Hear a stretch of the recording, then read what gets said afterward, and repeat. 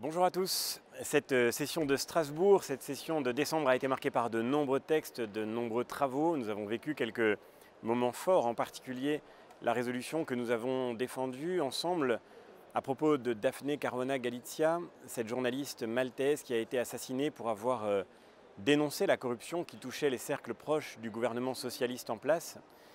Et je crois que nous avons, à travers cette résolution, fait avancer, je l'espère, la cause de l'indépendance, de la justice et de l'état de droit dans ce pays, Malte, qui est un pays européen, où des choses si graves pourtant se passent aujourd'hui de manière encore impunie. Malgré cette activité intense sur le plan législatif, certains semblent avoir une attention sélective pour le travail que nous faisons, puisque je suis pris à partie depuis quelques heures sur les réseaux sociaux par certains qui me reprochent un vote à propos des zones LGBT free, c'est-à-dire à propos de la création en Pologne d'espaces dans lesquels les LGBT ne pourraient pas avoir leur place.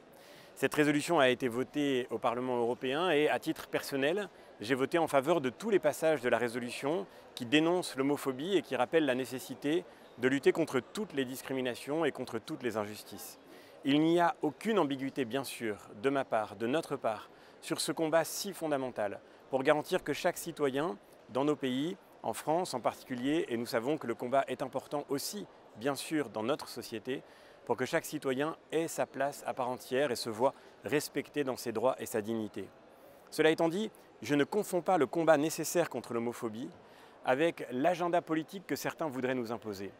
Au sein de cette résolution, le Parti socialiste, le groupe socialiste au Parlement européen, a fait voter un amendement déclarant qu'il était nécessaire que tous les pays d'Europe reconnaissent le plus rapidement possible le mariage pour tous et le fait d'accéder aux mêmes droits en matière de mariage et de vie familiale. Or, vous le savez, et j'ai toujours défendu cette position d'une manière sereine mais claire, je crois que lutter contre l'homophobie n'implique pas nécessairement de transformer la définition de la famille ou bien, et je me suis encore exprimé tout récemment sur ce sujet, de faire en matière de bioéthique des choix qui me paraissent être potentiellement catastrophiques pour notre propre humanité.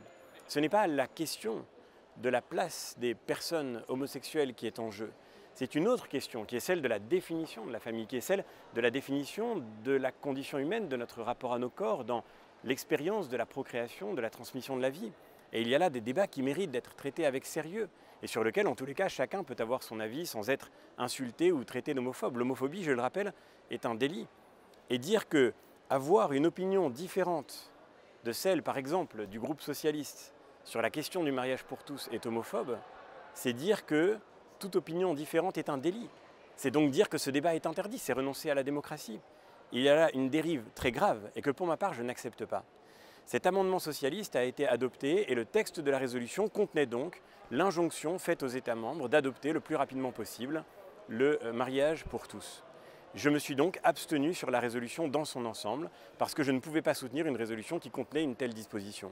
Par ailleurs, vous le savez, je l'ai dit pendant toute la campagne, je crois que l'Union européenne devrait se concentrer sur les problèmes qui sont de sa compétence, mais qu'elle n'a pas à se substituer aux démocraties qui s'exercent dans chacun des États membres et qui doivent pouvoir s'exprimer lorsqu'il est question de ces réformes de société. Ce n'est pas à l'Europe de dire aux pays ce que doit être leur politique en la matière. Nous devons, oui, c'est certain, lutter tous ensemble énergiquement contre l'homophobie. Nous devons aussi respecter la démocratie de chacun des pays parce que l'Europe n'a pas à devenir un lieu où se décident des questions de société comme celle-ci. Je me suis donc abstenu sur cette résolution et je suis frappé de constater à quel point les réseaux sociaux, qui sont devenus aujourd'hui une sorte de tribunal perpétuel à coups de simplisme et de caricature, viennent exciter pour le coup une haine très immédiate, très directe et qui ne se cache pas sur des questions comme celle-là.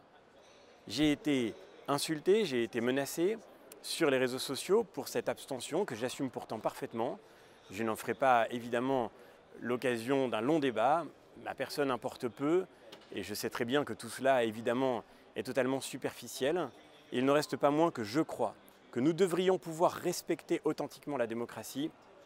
Par ce petit message, je voudrais dire à tous ceux qui s'agitent sur les réseaux sociaux qu'ils feraient mieux, s'ils veulent se montrer réellement respectueux des droits fondamentaux de la conscience et de la personne humaine, de commencer par respecter celui qui ne pense pas forcément la même chose qu'eux, par s'informer sur la nature de ces votes et sur la signification qu'ils ont, et que nous pourrions peut-être ensemble, et c'est l'espoir que je forme pour l'année qui vient, apprendre à être en désaccord et pourtant à nous respecter.